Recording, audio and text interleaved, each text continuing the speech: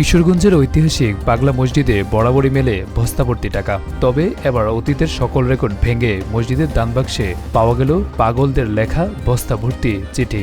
যে সকল চিঠি লেখা হয়েছে সৃষ্টিকর্তা বরাবর, এমনও চিঠি আছে এই দানবাক্সে যাতে সৌদি নারীকে বিয়ে করতে চেয়ে আবেদন।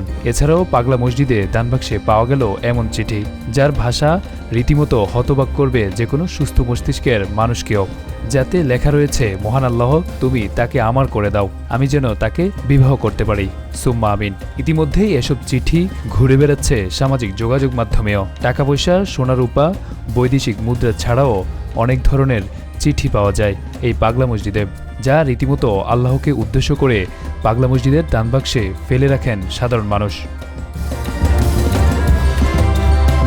30 নভেম্বর সকালে পাগলা মসজিদের 11টি দানবাক্স খোলা হয়। এরপর দিনভর চলে গণনা কার্যক্রম।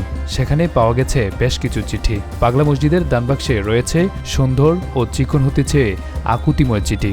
সেখানে লেখা ছিল, আল্লাহ তুমি আমাকে সারা জীবনের জন্য চিকন বানায়া দাও, আমি ও পাতিবাবু সারা জীবন একসাথে থাকতে চাই, আমাদের দুজনকে একসাথে রাখো।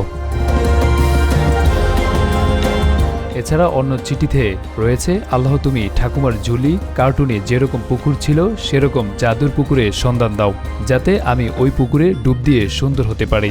মুখের দাগগুলো চলে যায়, চুল বড় আর ঘন হয়।